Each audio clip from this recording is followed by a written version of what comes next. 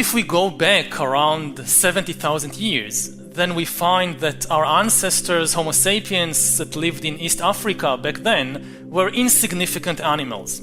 The most important thing you need to know about our ancestors is that they were unimportant animals. Their impact on the world, on the ecological system, was not much greater than that of chimpanzees or fireflies or jellyfish or woodpeckers or many other species of animals. If you look at the world today, you find that we dominate this planet. The future of life on Earth, to a large extent, depends on us. And the question I would like to address is how exactly we reached from there to here, from being insignificant apes minding their own business in a corner of Africa, not bothering anybody else too much, to being the masters of this planet and of the future of life. And when we raise this question of the secret of success of our species, people generally try to find the answer on the individual level, as if there is something special about the individual human being, about me, say, that makes me such a superior creature in comparison to a chimpanzee or to a dog or to a pig. But the truth is that on the individual level, I am embarrassingly similar to a chimpanzee. And if you place me and a chimpanzee together on some lonely island to see who survives better, I would definitely place my bets on the chimpanzee, not on myself. And I don't think it is something wrong with me personally. I guess if they took almost any one of you and placed you alone on some lonely island with a the chimpanzee would probably do better. So it's not on the individual level that we need to look for the secret of success of our species, it's rather on the collective level. Humans, to make a long story short, we humans control the planet because we are the only animal, as far as we know, ever in the history of the planet that managed to cooperate flexibly in large numbers. Now, there are other animals, especially the social insects, like the ants and the bees and the termites, that know how to cooperate in very large numbers, but they don't have flexibility. Their system of cooperation is determined by their genetic code to such a degree that if, for example, a beehive faces a new danger or a new opportunity, there is no way that the bees are going to reinvent their social system overnight. There is no way that the bees can, for example, execute the queen bee and establish a communist dictatorship of worker bees. They can't do it. Other social animals, like the social mammals, like chimpanzees and baboons and dolphins and elephants, they are much more flexible in the way that they cooperate than the social insects, but they can cooperate only in relatively small numbers, because cooperation, for example, among our chimpanzee cousins, is based on intimate, personal acquaintance one with the other. If I'm a chimpanzee and you're a chimpanzee and I want to cooperate with you, I need to get to know you personally. What kind of chimpanzee are you? You're a nice chimpanzee? Are you an evil chimpanzee? Can I trust you? If I don't know you personally, I can't cooperate with you. And because it's impossible to get to know hundreds of thousands of individuals, then chimpanzees cannot cooperate in numbers larger than, say, about 100 or 200. Humans are the only animals that can combine the two abilities. We cooperate in very large numbers, much more so than the bees or the ants, yet we retain the flexibility of chimpanzees and wolves, and of course we are even much more flexible than they are. We can create social systems of cooperation that unite millions and today even billions of individuals and change them almost overnight. And this makes all the difference. 1 versus 1, or even 10 versus 10, we are not superior to chimpanzees.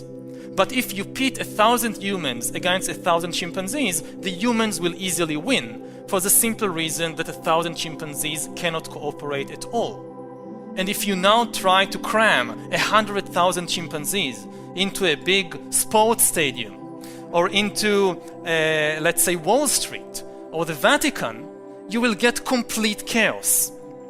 If you try to cram 100,000 humans into Wall Street or the Vatican or Wembley Stadium, you get very sophisticated networks of cooperation in religion or sports or economics.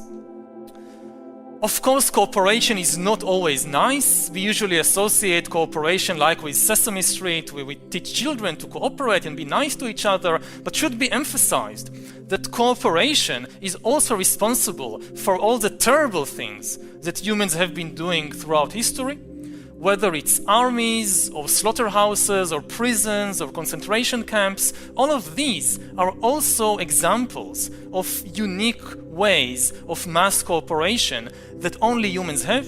Chimpanzees don't have slaughterhouses and prisons and concentration camps. It's uniquely human ways of cooperating.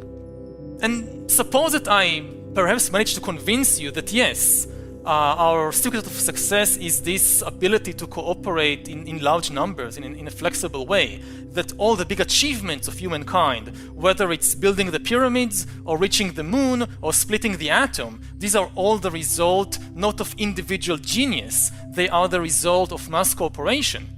The next question, which almost always pops up in the mind of an inquisitive audience, is what enables humans, alone of all the animals, to do it, to cooperate flexibly in large numbers. And the answer, at least the answer that I can give you, is the human imagination. And in particular, the ability to invent fictional stories and spread them around. If you examine any large-scale human cooperation, you will always find some fictional story at its basis. And this is a uniquely human ability. You can never convince a chimpanzee to give you a banana by promising him that if you give me this banana, after you die, you'll go to chimpanzee heaven, and there you will receive lots and lots of bananas for your good deeds here on earth, so now give me this banana. No chimpanzee will ever believe such a story.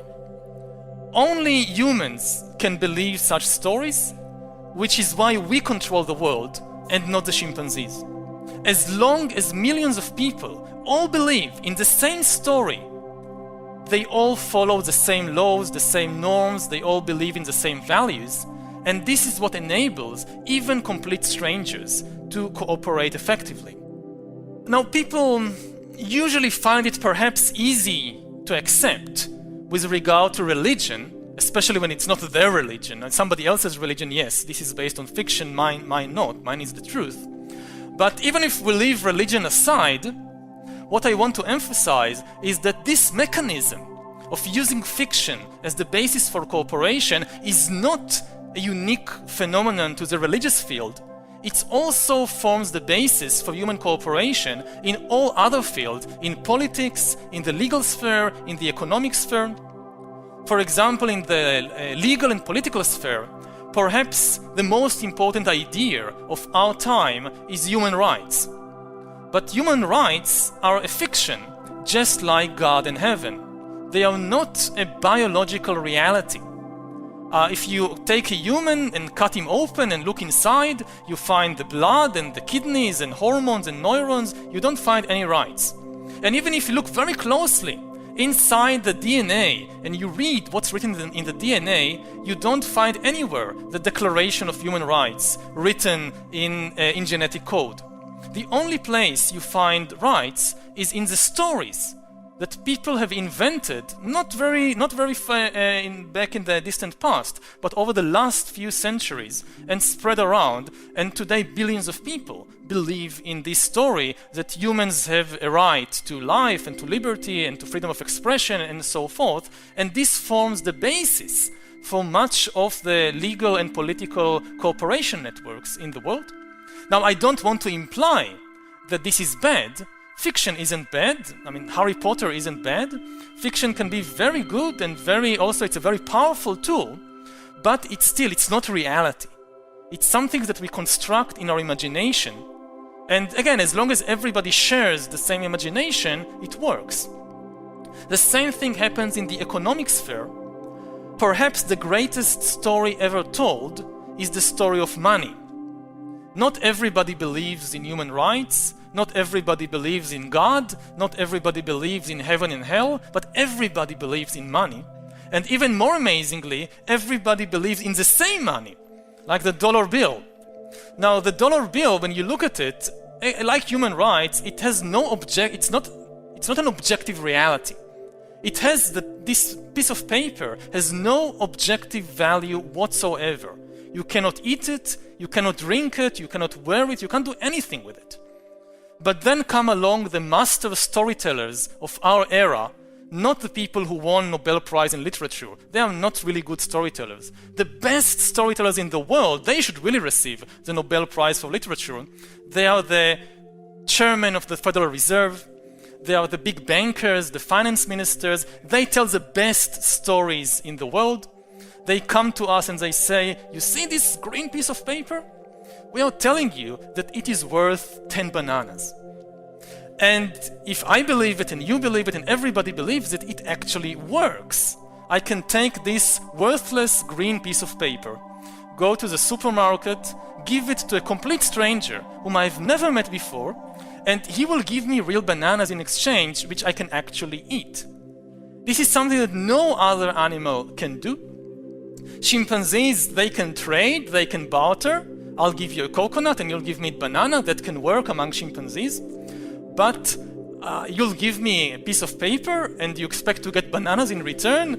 This will not work with chimpanzees. You can try it. You can also try if you have a dog or a cat. Try to give them money so they will give up your shoe or something. It won't happen. Only humans can believe such stories, which is why we have such sophisticated financial and trade relations, whereas all other animals do not. Now, what should be emphasized is that it's not easy to construct and to spread these stories. The difficulty is not in telling the story. The real difficulty is, of course, in convincing everybody to believe in the same story. If each person has a different story in the mind, it won't work. You need to implant the same stories in the minds of everybody. Otherwise, you can't form a system of cooperation. And much of history revolves around the question, how do you make millions of people believe in the same fictions? How do you make millions of people believe in the dollar bill and not in some other kind of currency, like the Bitcoin? How do you make millions of people believe in one God and not in a different God? This is a very difficult thing. Again, much of history revolves around this question. And of course, it doesn't always succeed. Many of the big conflicts in history are exactly about that. People sometimes think that humans fight for the same reason that other animals like chimpanzees fight. Chimpanzees fight over territory. Chimpanzees fight over food. And people think this is for the similar reason that also humans fight. And there are maybe a few rare occasions when humans fight for territory or food, but this is very, very rare. The vast majority of wars and revolutions and conflicts in history were not about territory, they were not about food, they were about fictional stories in the mind of people. I come from Israel, so I know something about conflicts at first hand. And if you think that the Israeli-Palestinian conflict is about territory or food, you're mistaken. There is no objective shortage of land between the Mediterranean and the Jordan River. There is enough territory to build houses and schools and hospitals for everybody. There is no objective shortage of food. There is enough pita bread and falafel and hummus to feed everybody until they puke. I mean, there is no shortage of objective shortage of food. The real problem is that you have two groups with two very, very different stories in their minds, and they cannot agree on a single story that both can accept and identify with. To take a counterexample from European history, 100 years ago, Europeans were killing each other by the million in the First World War. And after it ended, they again killed each other by the million, even more, in the Second World War. In the second half of the 20th century, in the early 21st century, Europe became one of the most peaceful places ever in the history of humankind. What made the difference? Not the discovery of more land, It's not that suddenly new land emerged from the North Sea and they could divide it. Hey, you Germans take a bit and you French take a bit and now you'll be happy. No, there was no more new land. What happened is that Europeans managed to come up with a new story and a new identity, which most Europeans were able to accept and be relatively happy with. So this was the key to the very big change in the political history of Europe over the last century. We can say then, as kind of summarizing what we've covered so far, that humans are really unique animals and they dominate the planet because we live in a dual reality.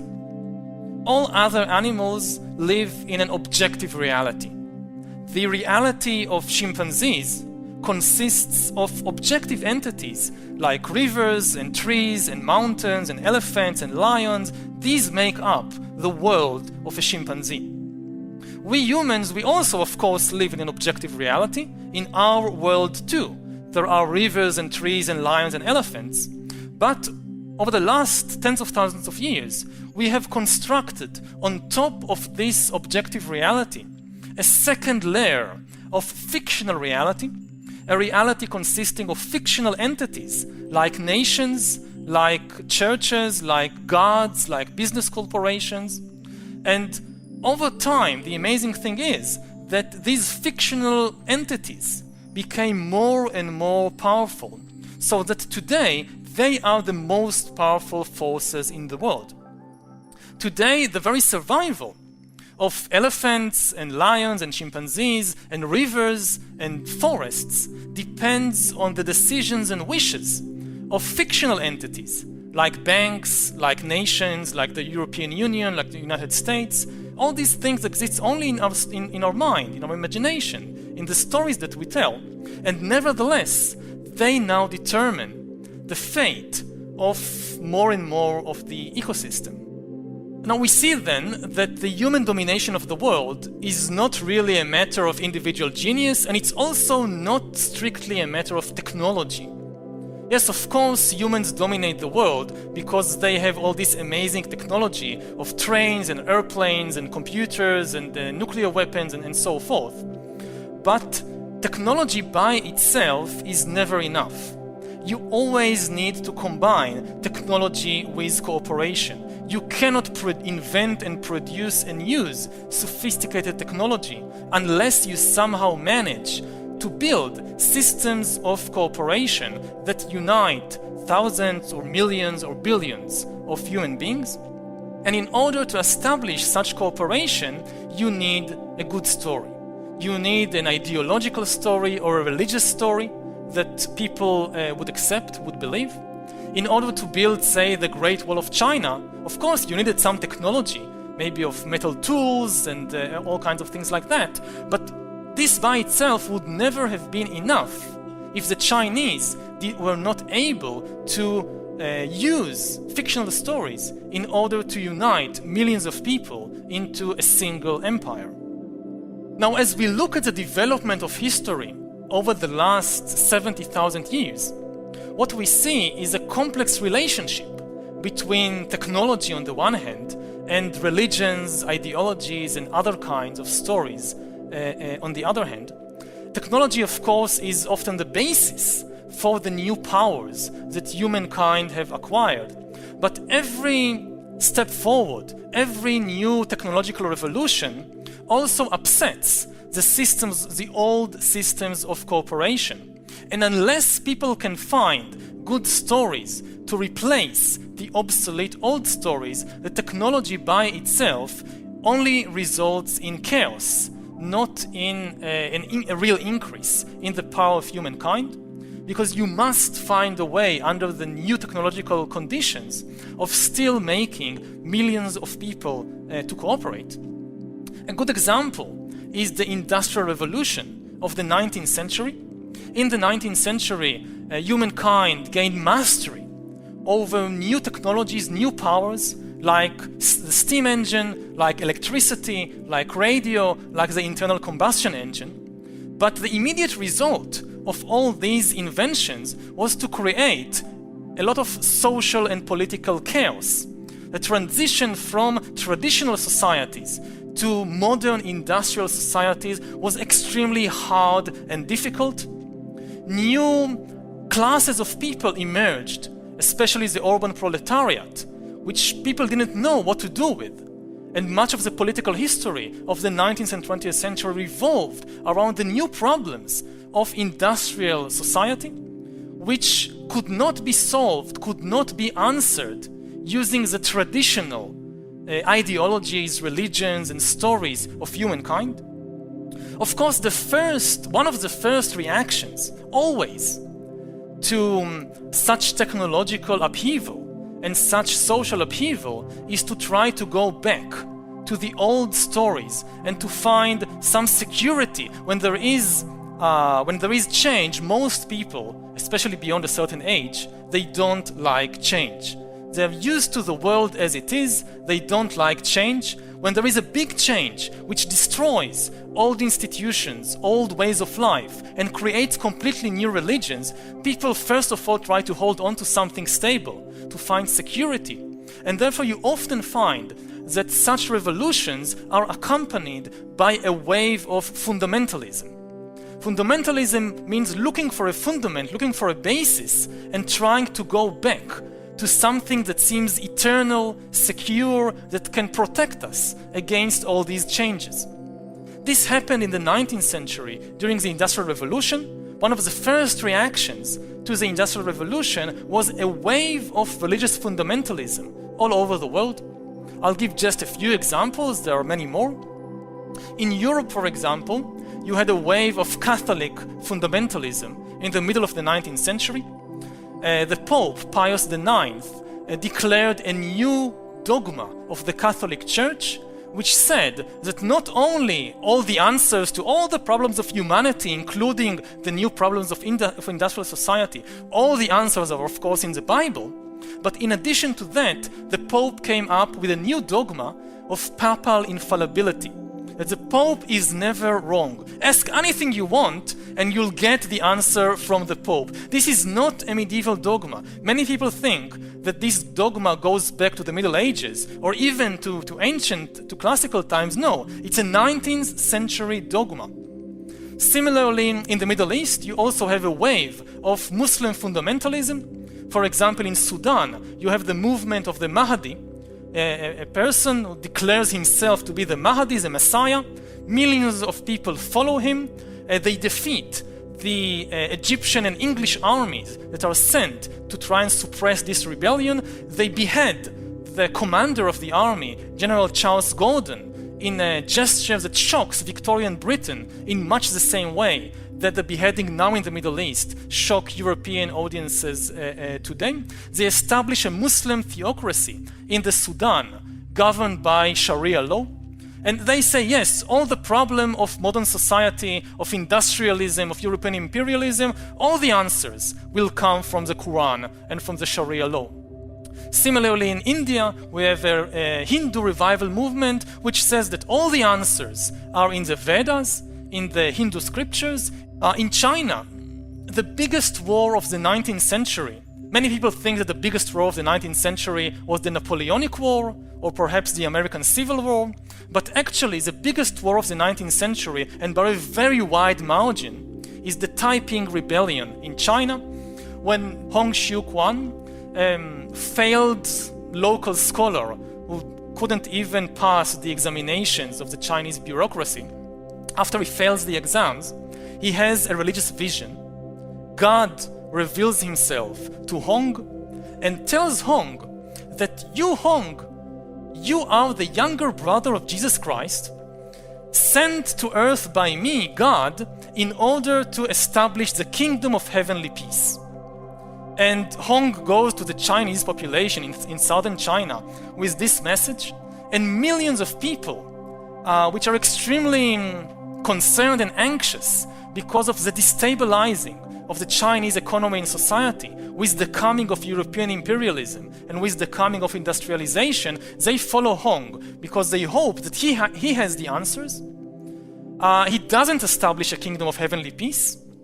He leads them into the deadliest war of the 19th century, the Taiping Rebellion lasts about 14 years. According to the most modest estimates, at least 20 million people died in the Taiping Rebellion. And in the end, it was suppressed by the Chinese government, backed by the modern industrial powers of Europe. Now, I guess most of you have not heard about the Taiping Rebellion or about Dayananda Saraswati or about the Mahdi, because they all failed. They couldn't solve the new riddles, the new problems that were created by the Industrial Revolution. They looked for the answers in the wrong place. They looked for the answers in the Veda or in the Bible, in the Quran, but the people who wrote the Vedas and the Bible and the Quran didn't know anything about trains, about electricity, about modern industrial society and its unique problems and opportunities. So no wonder that no answers emerged from these places. In contrast, I guess most of you have heard about Marx and Engels and Lenin, even though in the early 19th century there were hardly any socialists at all. And even in 1850, in the middle of the 19th century, socialism was still a small fringe movement. Within a few decades, it became the most important and most influential ideological movement, or you can say even religious movement, of the 19th century. Why were they so successful? Because they didn't look for answers in ancient texts. Marx and Engels, and afterwards Lenin and Trotsky and all these fellows, they tried to find new answers by studying the new technologies, by studying the new realities of industrial society. They studied how a railroad network impacts the economy.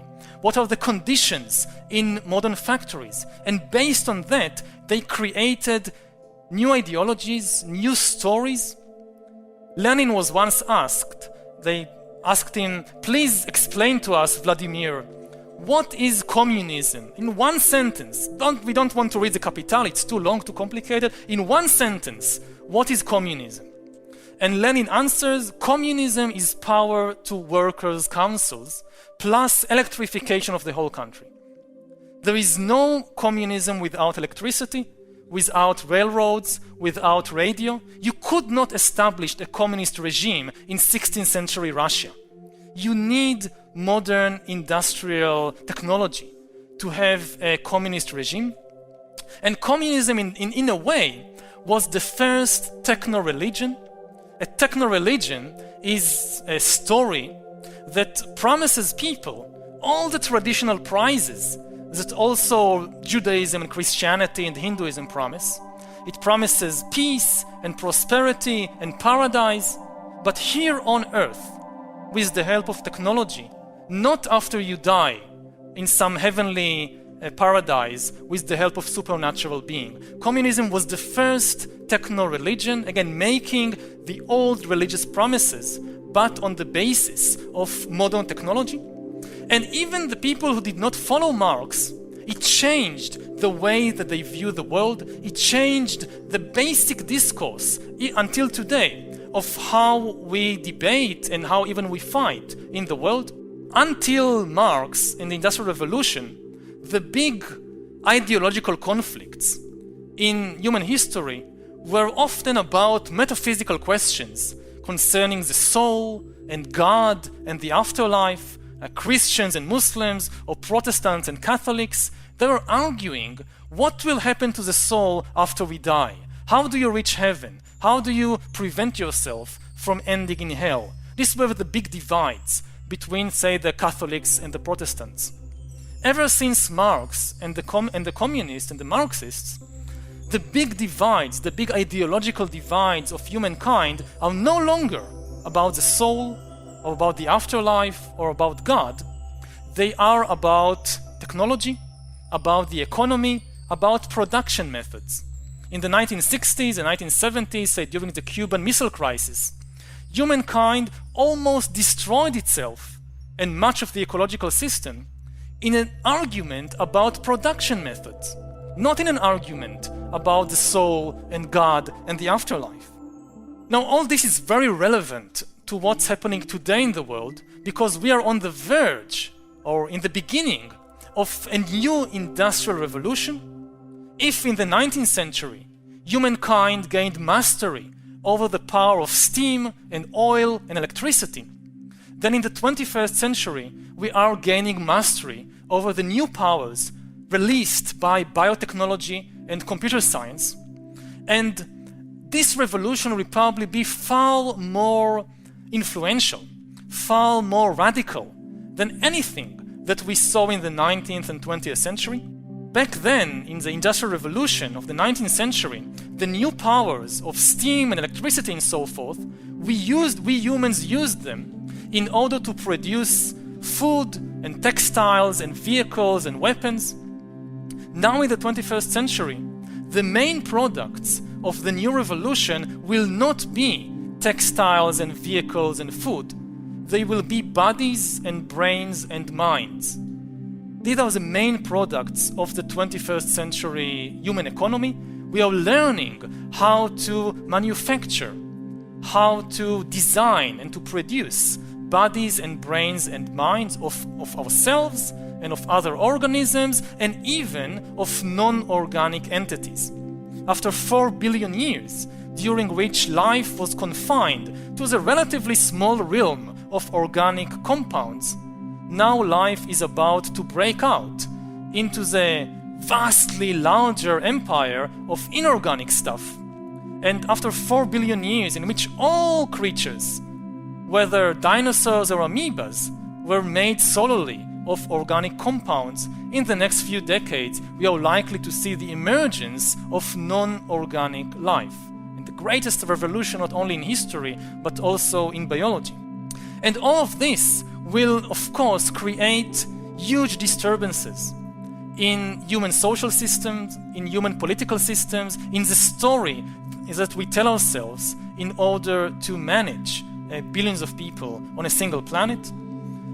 It will present us with enormous new opportunities as well as with unprecedented dangers and threats. On the one hand, we'll have the possibility of upgrading humans into superhumans. We are giving up on gods, but we will turn ourselves into new kinds of gods. We'll maybe acquire divine abilities through ourselves. At the same time, the same technology threatens to create new unprecedented gaps between different human classes or castes. Previously in history, all class division was legal, economic and political, but it was never biological. There was never any real deep difference on a biological level between the kings and the peasants, between the upper caste and the lower caste. In the future, however, in the not too distant future, we may for the first time see humankind splitting into different biological castes, with real differences in physical and cognitive abilities between the rich and the poor, or between the elite and the masses of the population. At the same time, we may see, for example, the emergence of new classes of people, just as the 19th century created a new massive class of the urban proletariat, and much of subsequent political history revolved around the question what to do with this new class of the urban proletariat. Similarly, in the 21st century, we may see the emergence of a new massive class of useless people. People who have absolutely no economic value. It's estimated that within, say, 30 years or so, up to 50% of the jobs in the job market will be taken over by artificial intelligence and computers. Everything from driving taxis to diagnosing diseases to even teaching. Artificial intelligence will be able to do better than humans. There will be, of course, new jobs created, which we don't know of today, but even the new jobs might be performed far better by artificial intelligence than by humans. So we are looking at the possibility of a new massive class of useless humans and of immense, whereas the 20th century was a century of closing gaps, of growing equality in the world, the 21st century may be the most unequal century in human history in terms of social inequality. Not surprisingly, then, we also see now a new wave of fundamentalism in different places around the world, not only in the Middle East, and it's the same basic reaction. When you threaten the stability of the world, many people, especially people who are about to lose from the new situation, try to hold on to something stable and secure, and the first instinct is to go back to some story which seems to be eternal, which seems to be immutable, immune to all these dangers, to all these changes. But as happened in the 19th century, also in the 21st century, it's very unlikely that the answers to questions, to the new questions, will come from this fundamentalist wave. If we are asking ourselves how to face the threats and opportunities of things like genetic engineering or artificial intelligence, we are not likely to get the answers from the Bible or from the Vedas, because the people who wrote the Bible and the Vedas and the Quran and so forth didn't know anything about genetics and didn't know anything about computers. So it's not surprising that the answers are not there. Instead, we'll probably see the emergence of completely new ideologies, completely new religions, completely new stories. Not even socialism and liberalism have the relevant answers. They are ideologies adapted, fit to the conditions of industrial society, of 19th and 20th century industrial society. They don't have the answers to the new problems of the 21st century. Where will the new religions emerge from? Probably not from the Middle East. If you are looking for the new Muhammad or for the new Lenin, he or she is probably in Silicon Valley and not in the Middle East. This is where the new techno-religions are emerging from. Just as communism promised paradise on earth with the help of electricity and steam power, so now you see the emergence of new religions, new techno-religions that promise paradise on earth with the help of genetic engineering and artificial intelligence and computer algorithms and so forth. And they are much more ambitious than anything we've previously seen throughout human history.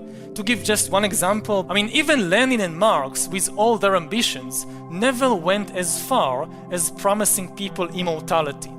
Yes, paradise on earth, but eventually, even in the socialist paradise, you die. And they kept their mouth shut about what's happening to you after you die. But the new techno-religions that we see emerging from Silicon Valley and similar places across the world, they even promise immortality here on Earth with the help of technology.